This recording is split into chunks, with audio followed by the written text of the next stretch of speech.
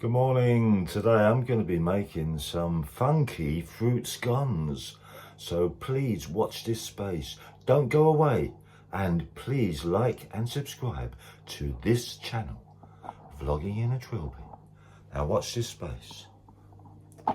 Right, first of all, you need 500 grams of plain flour. You need 30 grams of baking powder. So we're going to mix them together right now, like so. You also need 100 grams of butter. Now some people grate the butter, but I find it a little bit difficult to put butter through a grater. So I've just cut it up into little pieces here. And what I'm going to do is I'm just going to drop it into this flour and mix all that up, the baking powder and the flour, and then drop your butter in. And then I'm going to use my fingers to mix it all up into a fine, consistency. It's going to take a little bit of time, this is, so while I'm doing this, enjoy the music that I'm going to put on.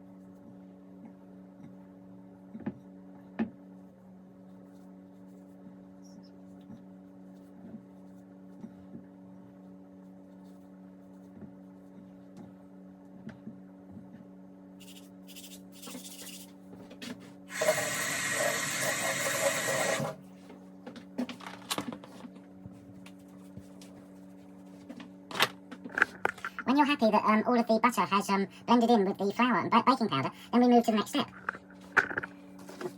You need buttermilk. Well, in the UK, buttermilk is very difficult to get hold of, if you can get hold of it at all.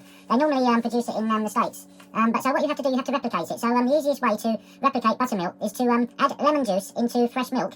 You can use semi-skim milk or pasteurised milk, and you will come up with a thick, like a liquid. It kind of turns into like a yoghurt type mixture, and it just replicates like the buttermilk. Look, it's a little bit thick, as you can tell. And then what you do is you just cover it for about half an hour to let it thicken up. So that way you've got your buttermilk. Also you need 80 grams of sugar. I'm using caster sugar. You need some sultanas or raisins. Well, I'm using raisins because I haven't got any sultanas. So raisins for me are just as good. If anyone objects to that, then please say so in the comments. But I'm using raisins. You also need 2 eggs and a pinch of salt. So what we're going to do is we're going to start blending all of that mixture into this. So what I'm going to do first is I'm going to add the sugar in and then give it a mix. So I'm going to add that sugar in.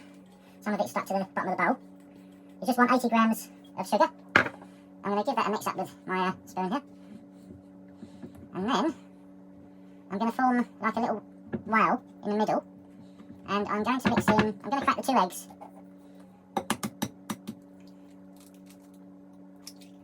Into there, 1, 2 eggs.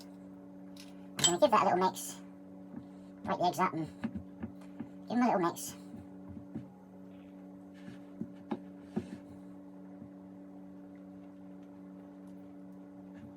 This is the messy bit. The bit that you might have to use your hands. Right, I'm going to now start adding the buttermilk. And yeah, it's a little bit difficult to mix all this. It starts to come together. It's a little bit difficult. I should have used a bigger bowl, really. Anyway, I didn't, so now I have to suffer. Right. I'm going to add some more in, add the rest of it in.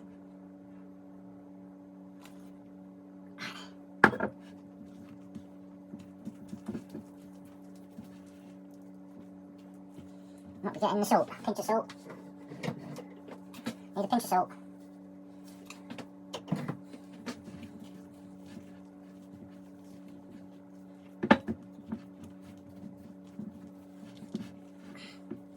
Turn it all over, make sure all that flour. And then, once I've got that flour is all, I'm going to start adding in my raisins or sultanas. Well, that's tough, really tough. You need a strong arm. You need a strong arm to mix all this. It's really quite difficult. Wow. I'm going to start adding in. Start combining all of that. Oh dear. Mixture.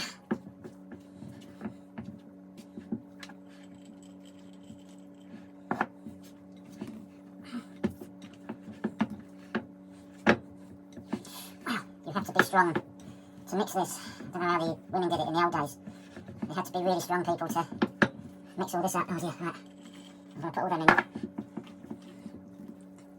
Right, and then, I'm going to have to add a bit more flour.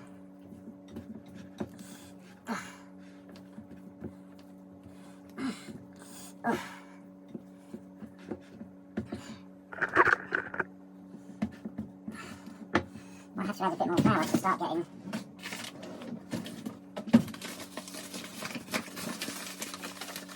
I'm going to have to start mixing with my hand. It's very sticky.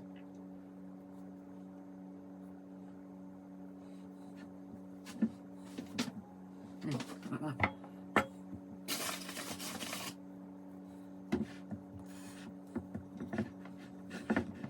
I want to keep one hand clean, if possible.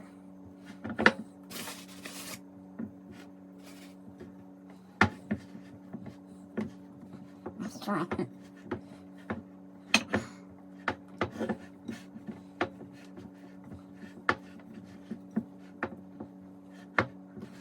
So messy, isn't it?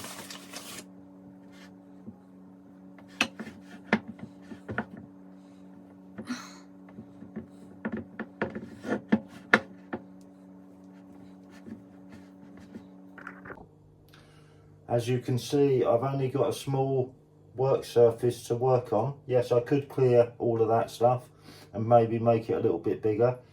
But this is the reality of having a small kitchen. You only have a limited amount of space. I'm not one of these millionaires who have got big massive houses and they've got all the fancy equipment. I've only got what I've got. So what you want to do is you want to put some flour on the work surface, and I'm going to tell you now, out of all honesty, making scones is messy. A lot of these videos who have made 50,000 views, they edit out all the messy bits, and you've got to add a lot more flour to make it more manageable. So that is what I've come up with. Yeah, I've added more flour. I've had to make it manageable. So now I'm going to turn that out the best I can.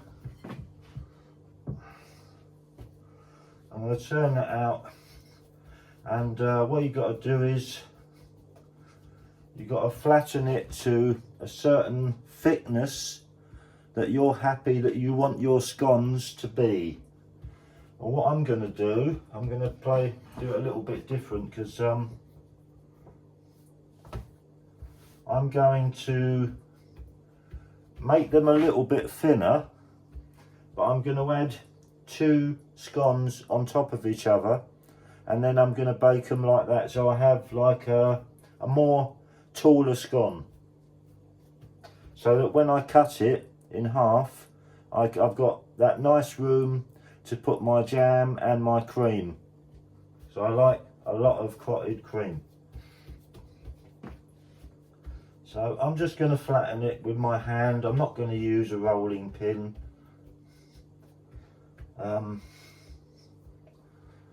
Yeah, that's looking good. I'm just going to have a little clean up and then come back to the video. Hello, I use a wine glass to cut out my scones. I like them to be a certain size. So here goes.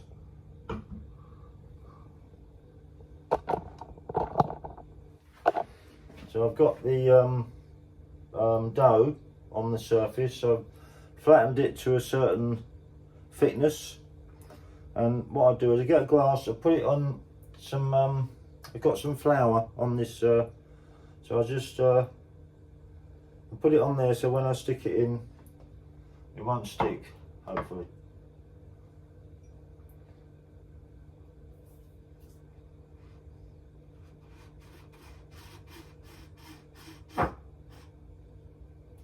Right, so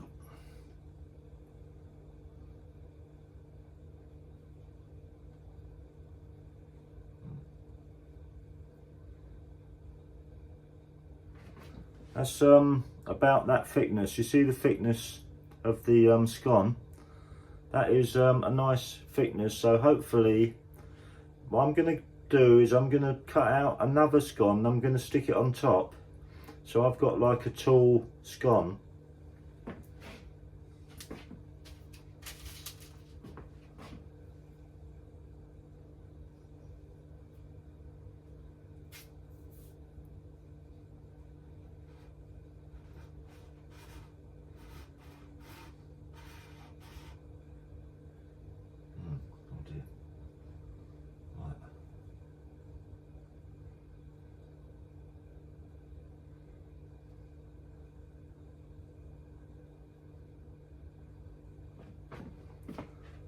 I mean, that's a nice shape. You can have them like that. I'm going to do a few double deckers, and then I'm going to do single ones like this. So we'll see what happens.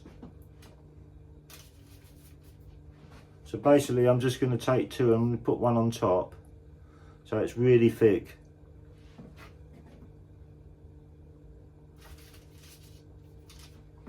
I'm going to try a few like that. Well, maybe 2 or 3. It's very sticky, this dough. It's a little bit difficult.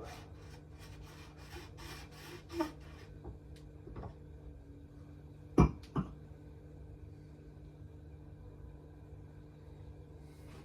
mean, that's a nice size, that. That's a nice size, that dough. So I'm going to do one like that, yeah.